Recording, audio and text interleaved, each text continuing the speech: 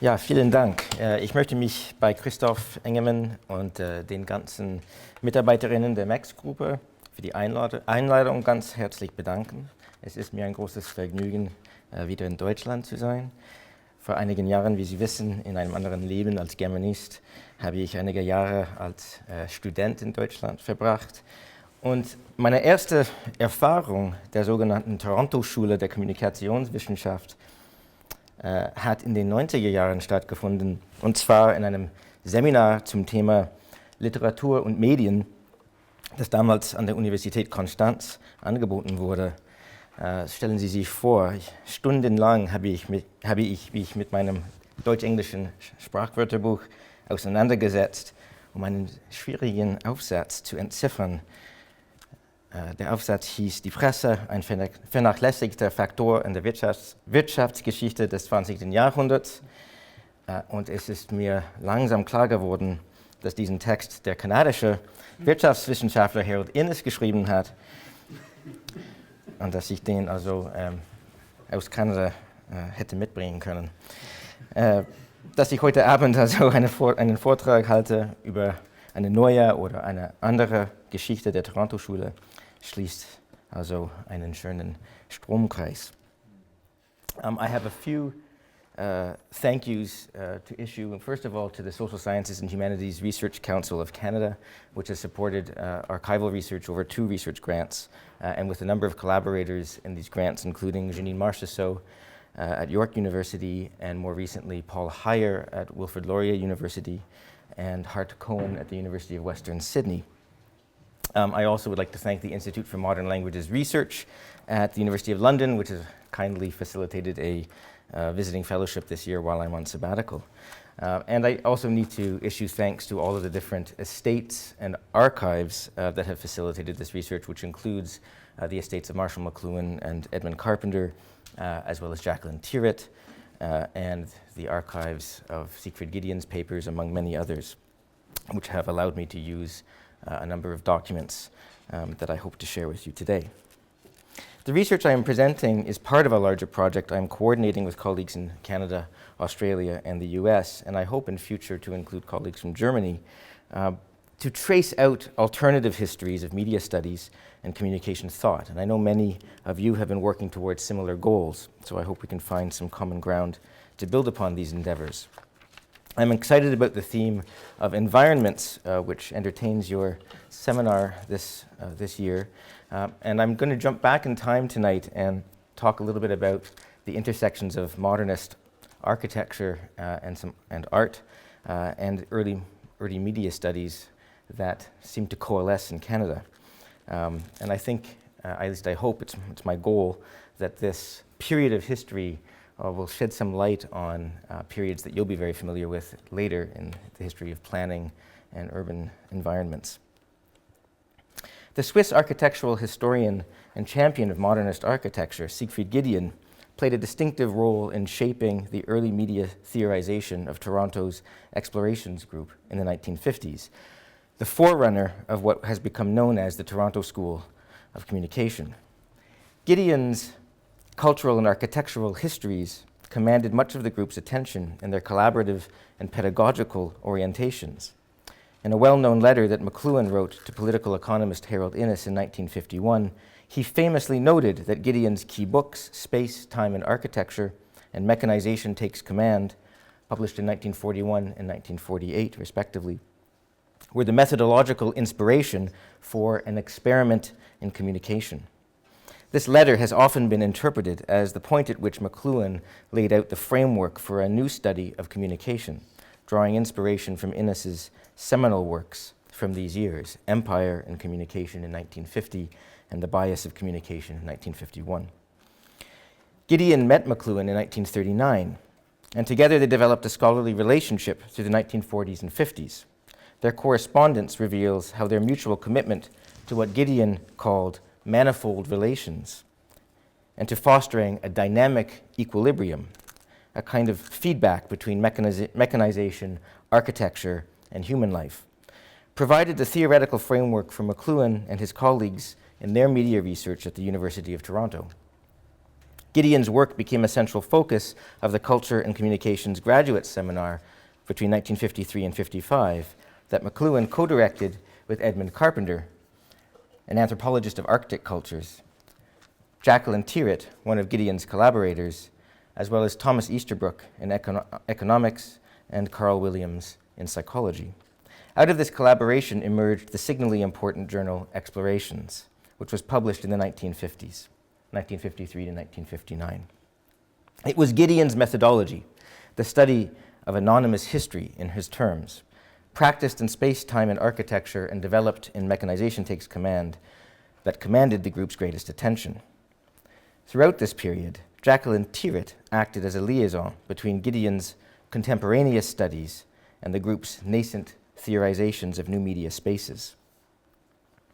Tyrwhitt first met Giedion through her involvement with the British wing of the International Congress of Modern Architecture, the Centre International d'Architecture Moderne, in the mid-1940s. For some 20 years, she worked as Giedion's principal translator and editor, and arguably contributed her own voice to many of his later writings on art and architectural history. At the Festival of Britain in 1951, she initiated a vision of the city as an interconnected combination of media and architecture through the concept of living architecture, a Bauhaus-inspired exhibition that she helped to curate on town planning. The same year, she also helped organize the 8th Congress of Siam as the acting secretary. Siam 8 took as its theme the heart of the city towards the humanization of urban life.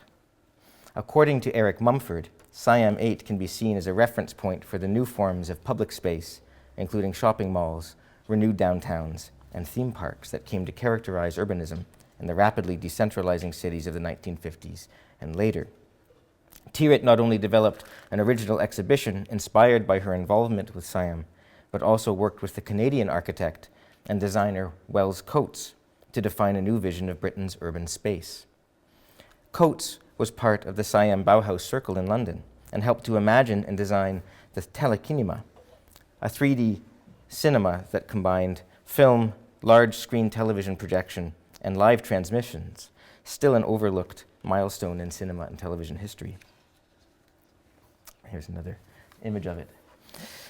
Later in the same year, Jaqueline Tyrwhitt accepted a visiting professorship at the University of Toronto, where she helped establish a graduate program in city and regional planning and co-founded the Explorations Group. And throughout the year 1953, the year the Toronto seminar began, she also organized an exhibition on low-cost housing in New Delhi, India, at the invitation of the Indian government and the United Nations. Her experience in Indian cities would also have a decisive influence on her work in Toronto. I wish to present these intersecting histories to you principally as a series of intellectual entanglements between architecture, literary studies, anthropology, cybernetics, and town planning. In a sense, what I want to take you on is a circular tour where we jump on at the intersection of interests in architectural space, literature, and media in the 1940s, take a detour past anthropology and cybernetics in the 50s, and jump off again in the 1960s when attempts to bridge art and science began to intermingle with network-based approaches to town planning. I wish to thicken the history of Canadian and particularly Toronto-based media thought in these decades by identifying the far-ranging transatlantic and Canadian-American cross-border character of these interactions. Thus, I want to examine the confluence of thought between Giedion, McLuhan, Carpenter, and Tyrwhitt, who together offer a window into international post-war networks and multidisciplinary influences that produced many of the insights about media that are now used to interpret mediated and networked cultures. Like others in this period, these researchers believed they were embarking on a new field of study, one that required new methodologies and new critical pedagogies. But it was simultaneously the group's encounter with television in the 1950s, launched in Canada by the Canadian Broadcasting Corporation in 1952, that permitted this group to extend Giedion's cultural history of mechanization into what they would begin to conceive of as the electric galaxy. Drawing on a range of 19th and 20th century humanist and ecological perspectives, the Explorations researchers aimed to develop a field approach to the new study of media and communication. The interdisciplinary research team aimed to study the effects of media on cultural and urban environments by seeking an area of mutually supporting insights in a critique of the methods of study in economics, psychology, English, anthropology, and town planning. While inspired by a post-war modernist discourse of universality, no single mode of research was dominant. As much as Explorations was committed, in the words of their masthead, to a new unified science of man, the seminar and journal represent, in fact, a diverse community of thinkers clustered around a claim to universality, rather than any one universalist discourse. In this context, cultures, particularly urban constellations, were imagined as ecologies consisting of complex social networks and studied as dynamic environments, a sphere shaped by the interaction of human agency with wider built and natural environments, technologies, architecture, and urban design. They developed a historical framework for understanding how these external media shape our ways of knowing, perceiving, and sensing our world. In developing these methodologies, faculty and graduate students undertook critical media experiments on changing patterns of perception resulting from new media. They experimented with film, photography, and television, and sought to explore the effects of urban spaces and places on human experience, and to test their central hypothesis that different media, speech, print, radio, computers, and of course, live television of the 1950s, lend themselves to certain ideas and values. McLuhan, Carpenter, and Tyrwhitt developed experiments to test the specificity of different media and to explore changing perceptions of the urban media environment in the vicinity of Toronto's then Ryerson Institute.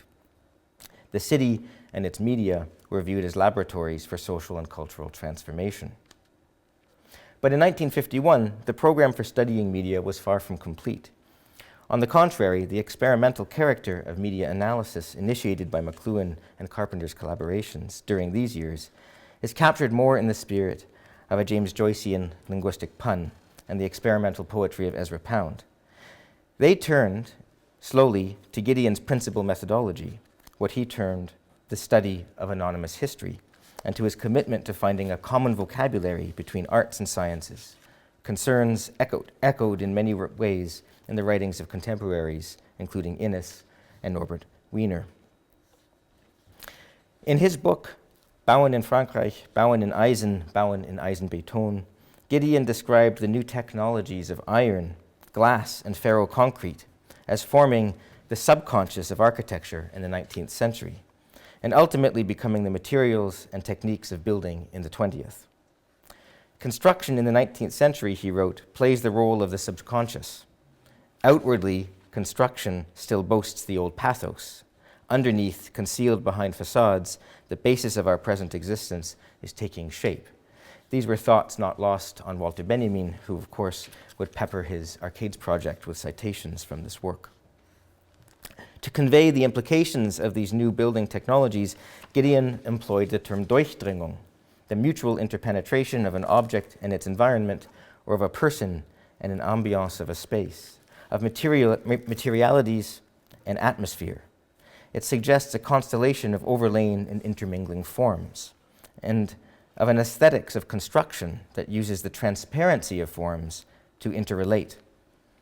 Durchdringung thus describes a spatial experience deriving from 19th century girder constructions, such as the Eiffel Tower or the Pont Transbordeur in Marseille. In addition, experiences of motion helped to foster this intermingling of spaces and their uses, where interior and exterior spaces are constantly juxtaposed and interrelated. The spiral flights of stairs in the Eiffel Tower, for example, engendered a particular sensation of rotating space. In the air-flooded stairs of the Eiffel Tower, better yet, in the steel limbs of a Pont Transbordeur, wrote Giedion, we confront the basic aesthetic experience of today's building. Through the delicate iron nets suspended in mid-air stream things, ships, sea, houses, masts, landscape, and harbor. They lose their delimited form. As one descends, they circle into each other and intermingle simultaneously. The simultaneity and interpenetration of spaces would become a consistent element of the discussions Giedion would have with McLuhan in the early 1940s. By the end of the 30s, as Giedion was preparing his first large-scale study, space-time and architecture, the notion of Durchdringung began to evolve into another concept, the intermingling of space and time, an interrelationship that was already understood concretely in the hard sciences, mathematics and physics, but that was also being taken up by the artistic and architectural avant-gardes, especially in Cubism and the work associated with the Bauhaus. Well before landing in Toronto, McLuhan became enamored of Giedion's concern with interpenetrations of space and time, and his first approach to art and architectural, his field approach to art and architectural histories. McLuhan first met Giedion when the latter toured the Midwestern United States in the summer of 1939, giving a lecture in St. Louis, where McLuhan was then teaching.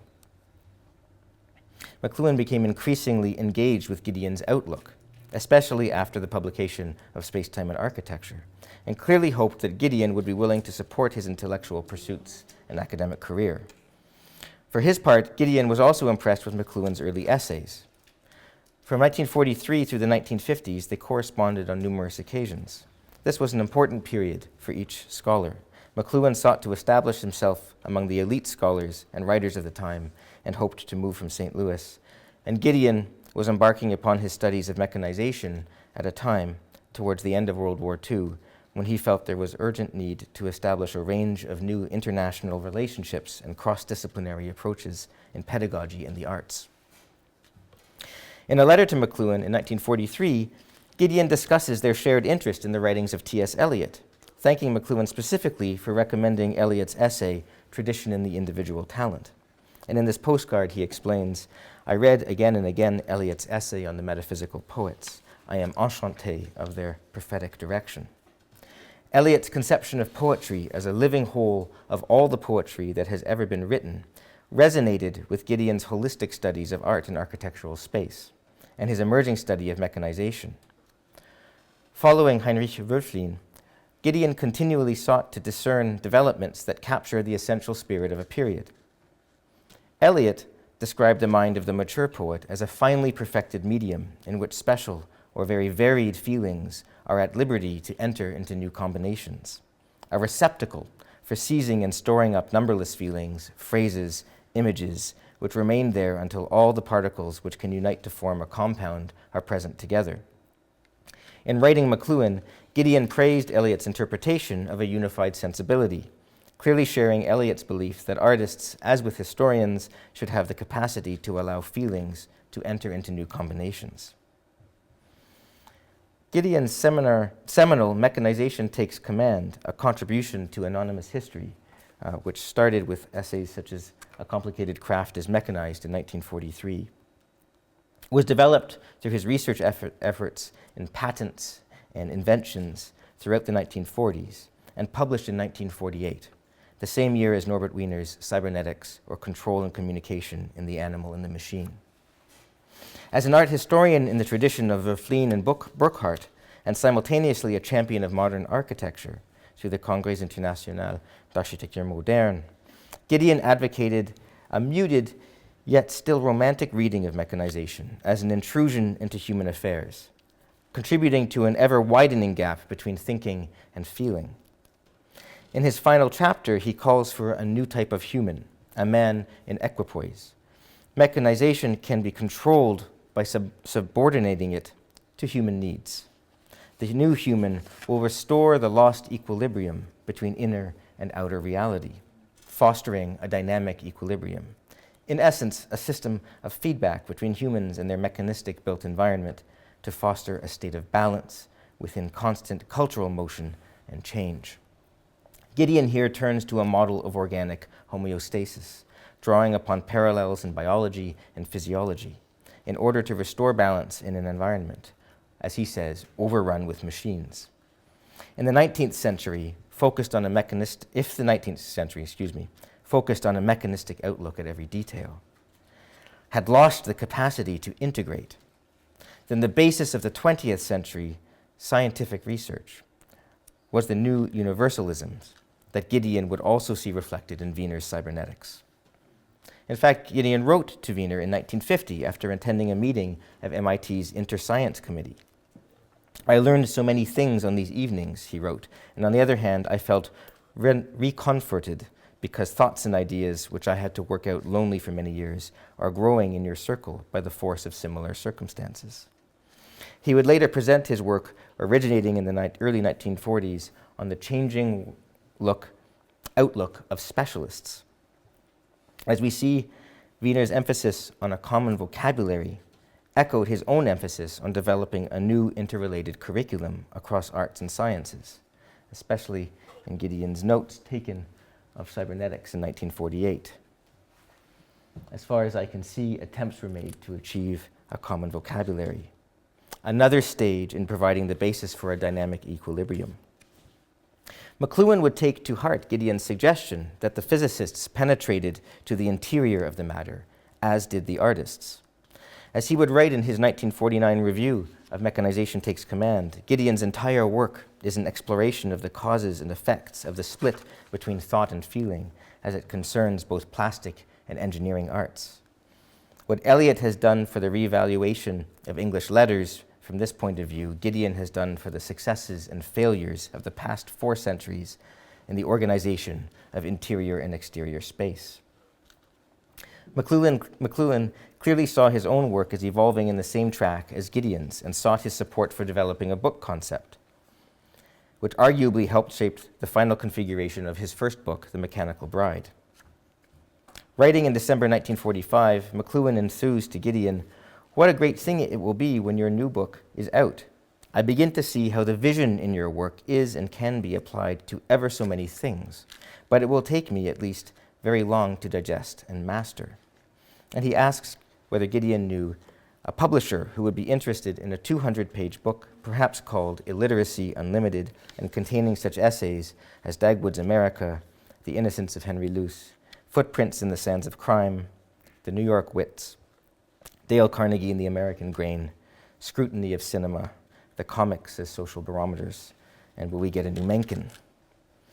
These 8 chapters suggest many of the directions McLuhan pursued in The Mechanical Bride, and further indicate the continuing confluence of Giedion's and McLuhan's thought. Published in 1951, 3 years after Mechanization Takes Command, The Mechanical Bride presented a non-linear montage of everyday artifacts, advertisements, and ideals to survey the patterns and techniques of popular culture. Teaching in St. Louis and in Windsor, Canada, alongside Wyndham Lewis in the 1940s, McLuhan began to develop courses on culture and environment as an analysis of the present scene, encompassing advertisements, newspapers, bestsellers, detective fiction, and movies. During a series of lectures delivered the following year, he first characterized his era as the age of the mechanical bride, an industrial society gasping for air in the maelstrom of electric information. Giedion had once encouraged McLuhan to develop his essay, Edgar Poe's Tradition, into a full-length book. In The Mechanical Bride, McLuhan indeed positioned the critical reader of cultural life and advertising as the sailor in Poe's story of the maelstrom, in the middle of the revolving picture created by these affairs. Trapped in the maelstrom, the detached observer manages to survive by observing the dynamics of the whirlpool, which allows him to save himself by riding it to shore. Similarly, for Giedion, in the age of mechanization, technological developments had first and foremost severed our capacity to think from our capacity to feel, a rupture represented by the disjunction between natural and human sciences and their shared connection to human expression. Mechanization Takes Command is a holistic account of the emergence of mechanized processes in every aspect of everyday urban life, particularly the effects of assembly line production and replaceable parts on transformations in agricultural production, bread making, meat packing, household furniture, laundering, cleaning, food preparation, and even the bathroom. In order to reestablish the centrality of the humanization of urban life, one had to understand the relation of the parts to the whole, the contact between the individual and the community. Carpenter and McLuhan shared a vision of an experiment in communication, based on a commitment to intellectual exchange and to bridging disciplines. Starting in 1951, they assembled a core team as well as a broader community of thinkers from across the arts, humanities, social and natural sciences to explore the effects of new media and technologies within contemporary culture. In 1953, they became aware of a new funding opportunity at the Ford Foundation for interdisciplinary initiatives and study in the behavioral sciences. Their proposal for a 2-year research project to study the changing patterns of language and behavior and the new media of communication was one of 3 applications put forward by the University of Toronto and among 6 successful applications in Ford's behavioral sciences program.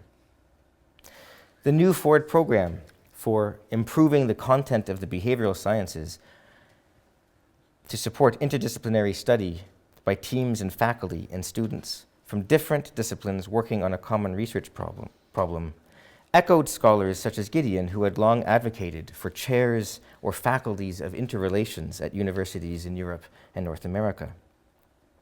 McLuhan and Carpenter's proposal offers a number of key assumptions about methods for studying new media and culture that would later underpin explorations. Their focus was on patterns that connect. Echoing the words of political science Karl Deutsch, the applicants argue in the very first sentences that power engineering transfers amounts of electric energy, communications engineering transfers information. It does not transfer events, commodities, or services, but a patterned relationship between these. Deutsch was referring to a distinction between power and communications engineering made by Wiener and cybernetics. McLuhan had already encountered cybernetic theory in part through Donald Teal, then a PhD student with the Explorations Group. As a student at Yale University, Teal had reviewed cybernetics for the Yale Scientific Magazine in 1949 and would employ cybernetic theories in his MA and PhD theses on the communication theories of the poets Eliot, Yeats, Pound, and Joyce. Given McLuhan's engagement with Time and Life magazines in his studies of popular culture, the group may well have also encountered Time magazine's 1950 special issue on the thinking machine, including a segment on Norbert Wiener. McLuhan and Carpenter would further turn to social scientists and anthropologists who had participated in the Macy conferences, Gregory Bateson and Jürgen Rösch's Communication, the Social Matrix of Psychiatry, and Karl Deutsch's essays on communication in self-governing organizations, and the need for a new unity of knowledge in higher education became important avenues for interpreting theories of cybernetics and information technology. For Bateson and Rösch, contemporary psychiatry treated the self as integrated within a network of information flow and exchange. Deutsch had extended the principles of communication and control and of channels and steering to social organizations, including the university. Now, in his 1951 letter to Innes, McLuhan categorically rejected linear theories of information transmission. Deutsch's pamphlet on communication, he writes, is thoroughly divorced from any sense of the social functions performed by communication.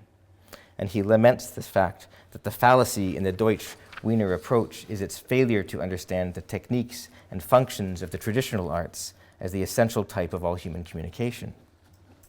It is here that he proposes an experiment in communication as a means of linking a variety of specialized fields, but by what might be called a method of aesthetic analysis of their common good.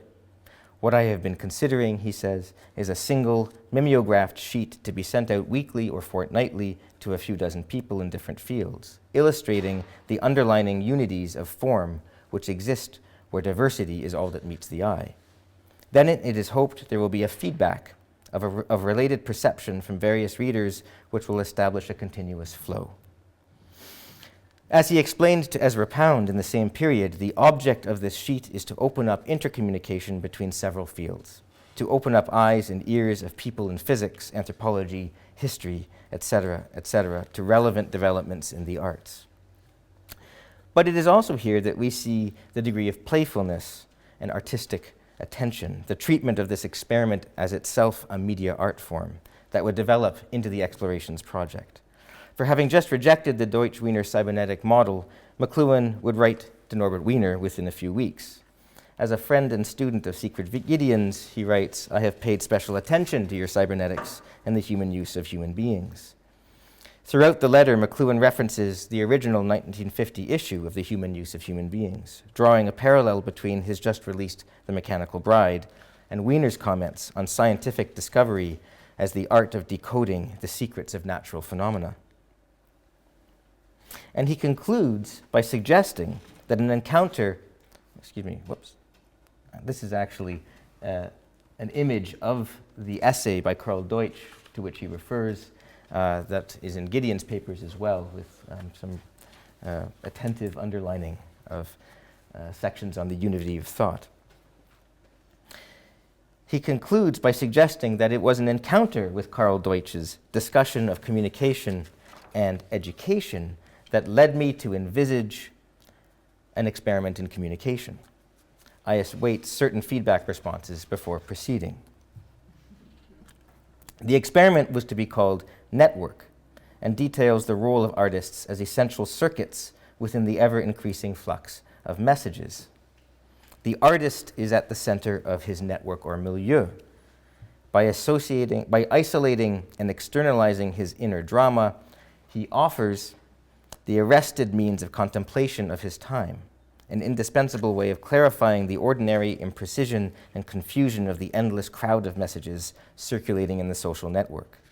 It was, in essence, a cybernetic model of communication study. The peculiar inside point of view in recent historiography, biography, photography, case histories, sociology, and anthropology is identical with the procedures of the physical sciences. Simultaneity and inclusiveness, which characterize physics, painting, and poetry in the 20th century, have always been implicit in the creative process in the arts and sciences. But current extension of self-awareness of techniques of apprehension and communication make practical a re-amalgamergence, using a Joycean term, of the domains of time and space, knowledge and power. And not surprisingly, the proposal notes feedback. Karl Deutsch at MIT indicates serious work on communication involving Norbert Wiener, György Kepes, and himself. These many entanglements are reflected in the Ford proposal crafted by McLuhan, Carpenter, and likely Donald Thiel by early 1953. The proposal turns from cybernetics at MIT to some of Innes's important insights regarding the American Revolution, which he interpreted as a culture clash between the two networks of communication, the fur trades controlled from France and England, and the newly developed social networks of the colonies. Innes himself, as John Bonnet has recently argued, can be seen as a cultural information theorist whose studies on the rise and decline of civilizations parallels certain theories of entropy and negative entropy. Canada maintained the fur trade networks for a century, long after the United States had abandoned them. And this fact of Canada's history had created a bifocal habit of vision, making natural to the outlook of Canadians the historical and the scientific, the humanist and the technological simultaneously. Carpenter and McLuhan believed this habit of vision could be used to create a richer perspective on the continent as a whole. The stated aim of the research was to compare the effects of different media on our senses, as well as on forms of education and patterns of social organization and behavior. Carpenter and McLuhan imagined this problem as double-edged. On one hand, students and scholars must consider the creation of a new language of vision that arises from all our new visual media and which is part of the total language of modern culture. This is a nod to the 1944 classic Language of Vision by Bauhaus artist and designer György Kepes, an old colleague of Giedion who was, of course, also at MIT, and whose initial attempt to bridge art and science they would publish in Explorations, issue number 1. Indeed, Jaqueline Tyrwhitt had attended and been enamored of Kepes's 1950 exhibit, The New Landscape of Art and Science, a constellation of images of natural and scientific phenomena that attempted to shift our standard view from the static object to a method of pattern seeing. Kepes himself attempted to draw parallels between his project and cybernetics. In Wiener's own, albeit hesitant contribution to the volume, he acknowledges that the significance of the processes of breakdown is great not only in physics, but even in the study of sociological processes. On the other hand, McLuhan and Carpenter argued that they must also consider the impact of this total social language on the traditional spoken and written forms of expression. An objective they would pursue in the pages of explorations through numerous contributions oriented to mediated structures of language and social behavior. And as Carpenter and McLuhan surmised, it was an interdisciplinary and experimental framework that was needed for studying contemporary culture, a problem requiring a harmony of the arts and behavioral sciences. While no one discipline was privileged above the others, anthropology played a special role in creating a strong comparative framework from the start, which, if you can see, the image is small here, unfortunately, but if you can see from their list of library books for their graduate students, is really an expansive and comprehensive program of study for 1953.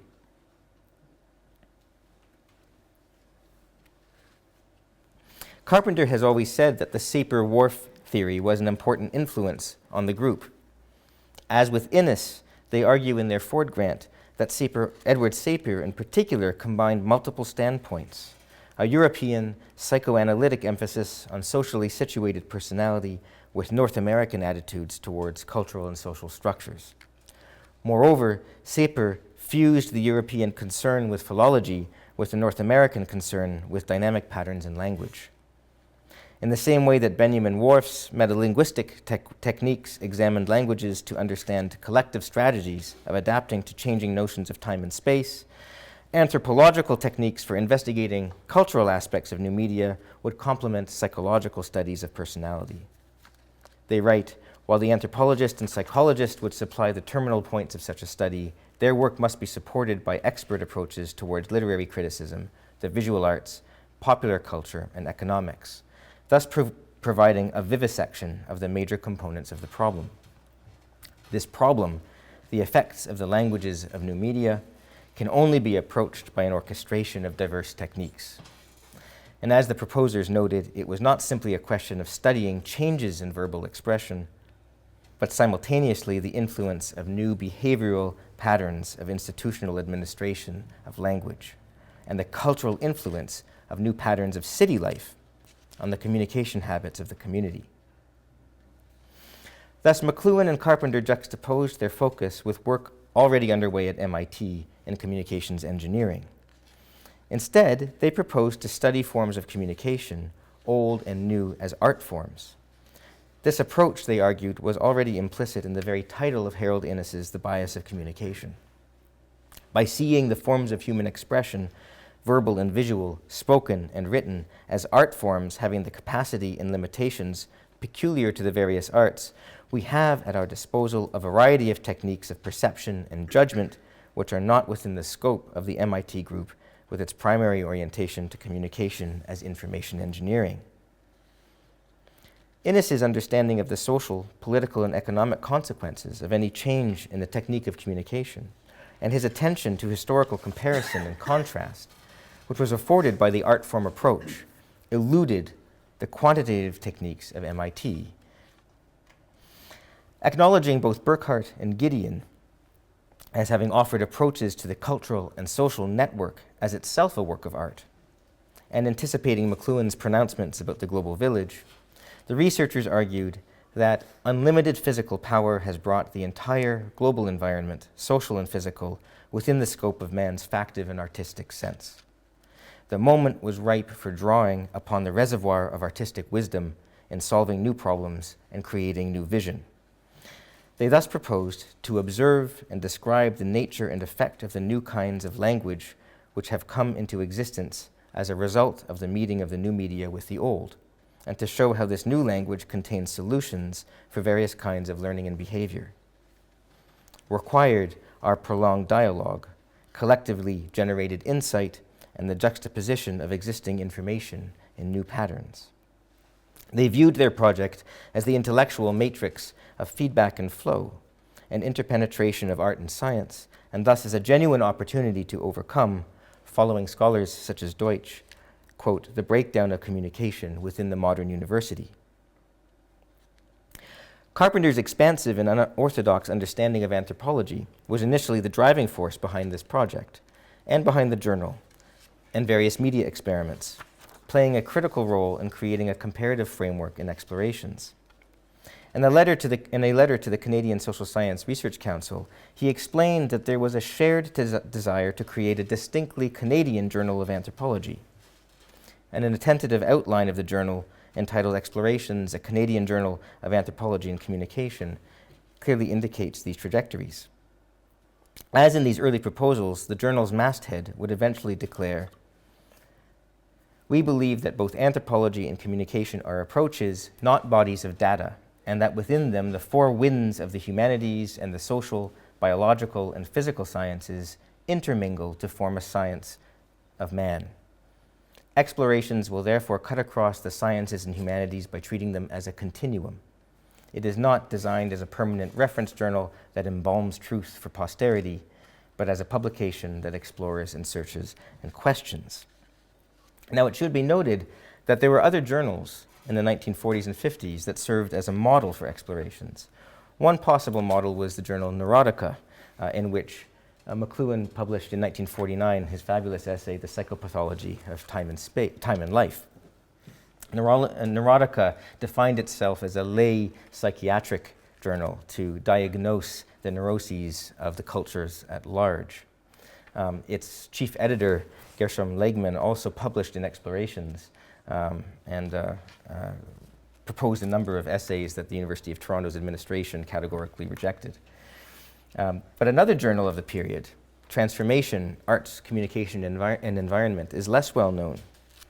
Its editor, Harry Holtzman, was the chief representative of the modernist artist Pete Mondrian in America, and it included among its editorial and consulting editors a fabulous collection of scholars, including Le Corbusier, Marcel Duchamp, Buckminster Fuller, Sigfried Giedion, and Jaqueline Tyrwhitt, Georgi Kepes, among many others.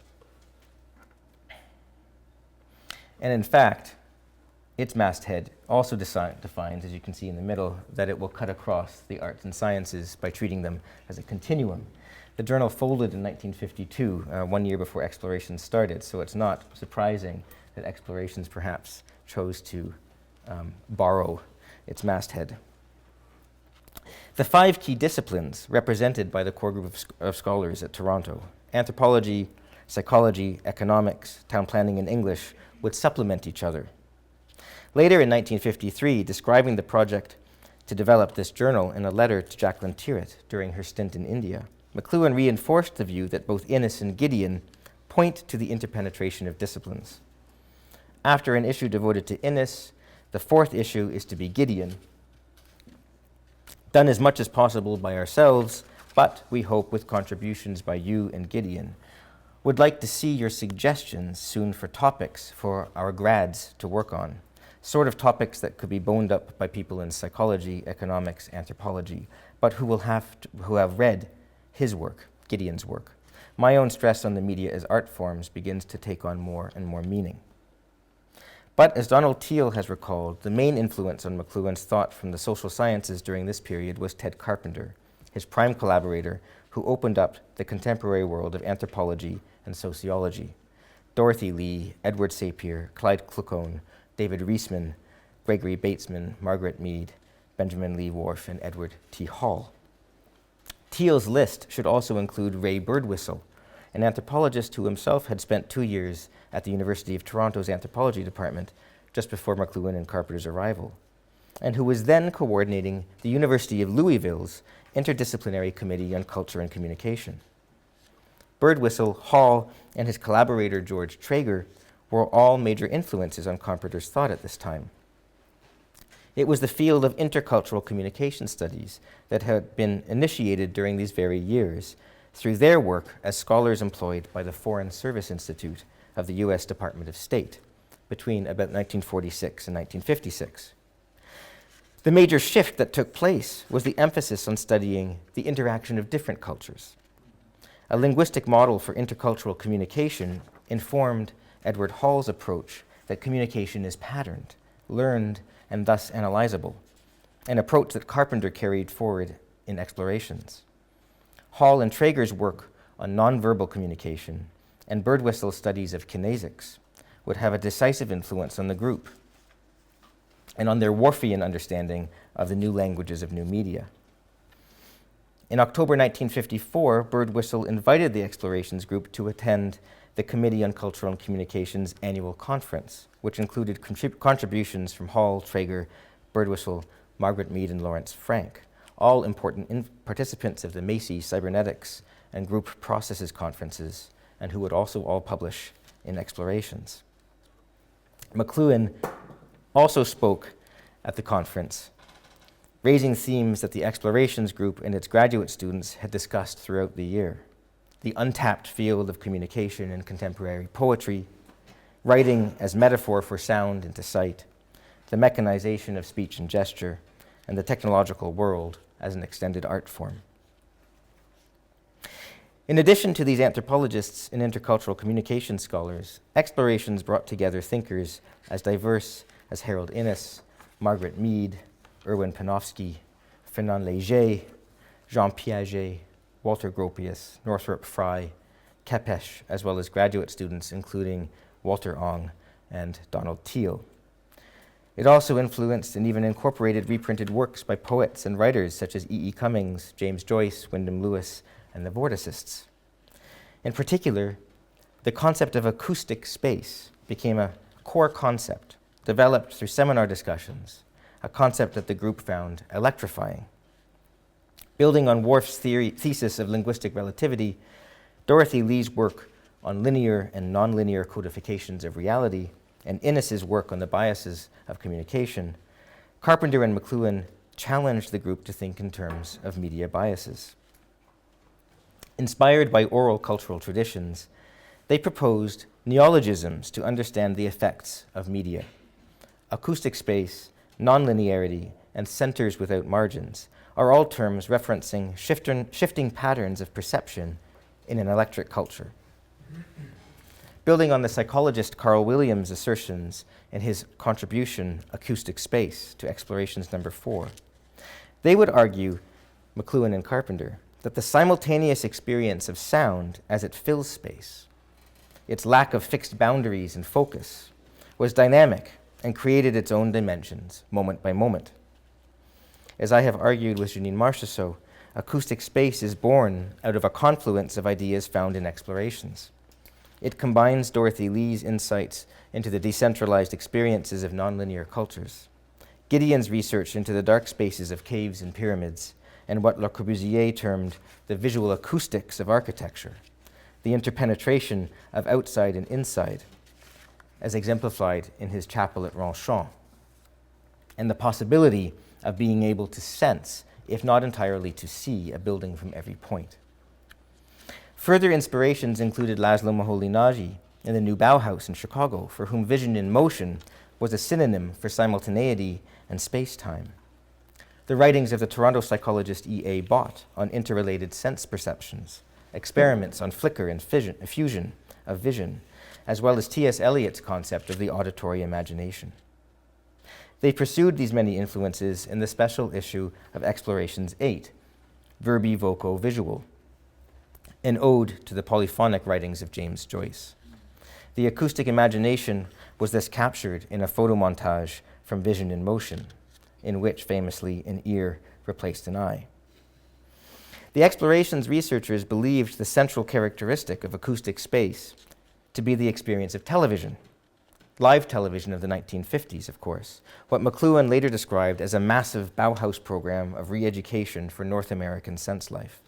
That is, to query whether the TV image is in effect a haptic, tactile, or synesthetic mode of interplay among the senses, a fulfillment on a popular plane of the aesthetic program of Hildebrandt, Berenson, Roeflin, Paul Klee, and Giedion.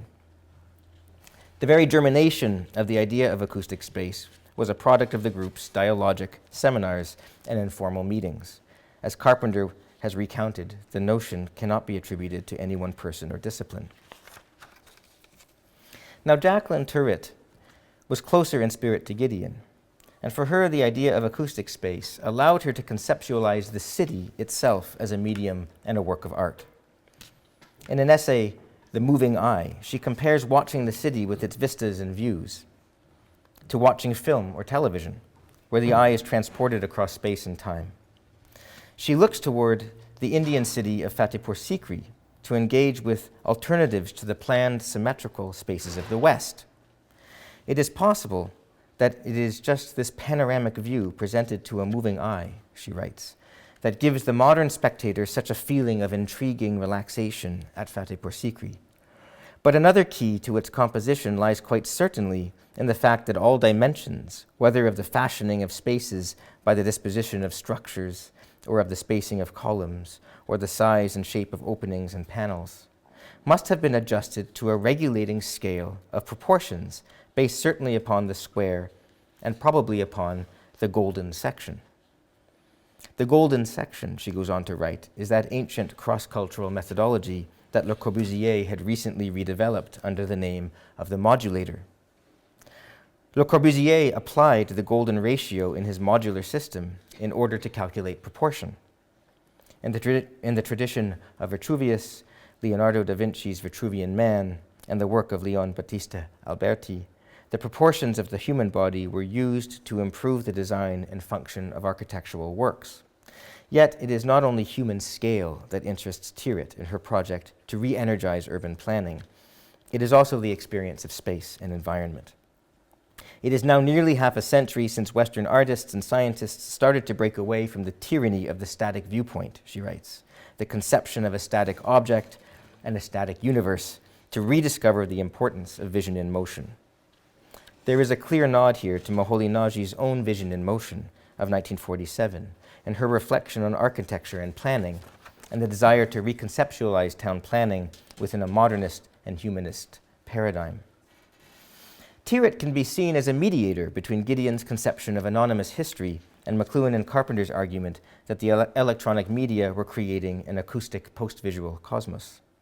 She developed her own approach to the media, seeing them as living and performative spaces deeply connected to place. In her essay, Cores Within the Urban Constellation, from the 8th Congress of Siam, which, as noted, she co-edited in 1952, she wondered how the post-war metropolis might be reinvigorated to offer forms of sociability and spontaneity. She writes, "The core is not the seat of civic dignity. The core is the gathering place of the people. The location of the core can be most easily seen when some collective emotion is aroused. Word goes around. Men leave their individual tasks or sectional interests and pour out into the street and move forward towards what? The marketplace, the cathedral square, the city hall, the common, the crossroads, somewhere, whether planned or not planned, a place exists that provides a physical setting for the expression of collective emotion." Tyrwhitt reminds us that the people who lived through the last war in blacked-out cities know well that when advertising signs were lit up, in Piccadilly, for example, the psychological effect was enormous and had nothing whatever to do with the subject matter of the advertisements. Light, color, and movement must be part of the architectural composition of the core. The humanization of urban design must incorporate moments of repose between activities, the play of light and shadow in order to enable and encourage the conviviality that was the hallmark of great cities. The city as an active environment is deeply connected to temporality, to precisely that which cannot be planned. Tyrwhitt was herself critical of most contemporary approaches to urban planning, such as Kevin Lynch's The Image of the City, which she saw as a static, atemporal conception of urban life and space that was mute on the question of architecture's ability to delight us. While delight may be a slippery slope, she writes, it is nevertheless an essential component of urban experience. She adopts Giedion's approach to time and the material culture of history, proposing as well that Henri Bergson's notion of duration be conceived as an alternative to Lynch's legible and clear map of the city. In treating the city as a continually mediated sphere of cultural life, Tyrwhitt proposed to study urban space in terms of a phenomenology, an active space constantly shifting and changing. She wanted to study the experience of living in cities and not simply the city as a means to develop new forms of urban design that were inspired by modern aesthetic forms.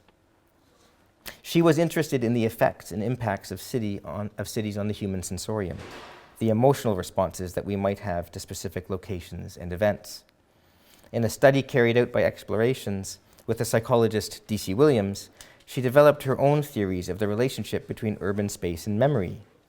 The study was published in Explorations number 5 as The City Unseen, and they had conducted surveys with Ryerson students. We see some notes here, to discern how they remembered or did not remember the city around them: architecture, advertising, street furniture, physical layout. Tyrwhitt went further than the other Explorations members in conceiving the interrelationship between imagination and memory and the process of perception and recollection. If the Explorations group aimed to diagnose the effects of the media on our bodies, Tyrwhitt wanted to diagnose the effects of the city on the human senses, always remembering that the city included media, in order to better plan cities on a human scale. She adopted a subtle approach to urban experience, understanding that all urban media existed in a relationship to each other. The experience of place involves complex interrelations between the built environment, media, images, imagination, and individual memory. At the end of her article, Across the Street, Tyrwhitt seems almost apologetic for her focus on the minute elements of human memory in the built environment. Much of this article must have seemed very obvious, she writes, but the fact is we really know very little about how to design so as to rekindle the interest of the public in their visual environment. The urban space that is traversed on a daily basis is unlike the images from a film camera, not recollected by the human mind. Instead, she says, imaginative vision leaps ahead of actuality. The imaginative energy should not completely overwhelm the phenomenological experience of the city, because Tyrwhitt wants city dwellers to engage and have a stake in the materiality and design of urban space. The world of urban design and architecture has developed to such an extent that citizens have no interest in or no connection to the spaces in which they dwell. Citizens must be encouraged to care about the design of their cities, both through better education and new kinds of design spaces that encourage an interactive relation between environments and people. To this end, she worked with her students to create activist television programs to raise awareness about the City of Toronto's destructive developments. For example, a plan to develop a section of the parks on the Toronto Islands. These concerns shaped the rest of her career as an urban planner. In 1955, after her time in Toronto, she assumed a professorship at Harvard University, where she remained for 10 years. The same year, she became editor of the new journal Echystics, launched by the Greek town planner Konstantinos Doxiadis, who had founded the World Society of Echystics, which he defined as the problems and science of human settlements. After Harvard in 1965, she relocated to Athens, where she worked with Doxiadis and remained an active member of the Center and editor of the journal Echystics until her death in 1983. Here, Tyrwhitt resumed the networking intermediary role that she had played with Giedion, the SIAM group, and the Explorations group. In his article, Network Fever, Mark Wigley singles out Tyrwhitt as a pivotal player and quiet networker for these important think tanks at the Athens Technological Institute and elsewhere, founded on the idea that if data can be controlled, cities can be controlled. Spatial patterns would follow from detecting patterns in the flow of information. Connected to so many people, Tyrwhitt worked to create events, conferences, and publications. Among other things, she coordinated the famous Delos Symposia, a gathering of thinkers on a boat cruise near the island of Delos in Greece, a series Doxiadis had started in the early 60s. These symposia sought to address the problems of world population growth, housing, and settlement, and attracted prominent intellectuals like the historian Arnold Toynbee, again Margaret Mead, Frank Lloyd Wright and Buckminster Fuller, Kepes and Giedion, as well as McLuhan, all of whom became friends and co-conspirators. And it was in this climate that Doxiadis, supported by Tyrwhitt, would begin to develop techniques for planning and monitoring cities that I think will be familiar to you: electromagnetic mapping and his proposal for a computerized cartographatron. That's where I'm going to leave you tonight, at the beginning of the 1960s.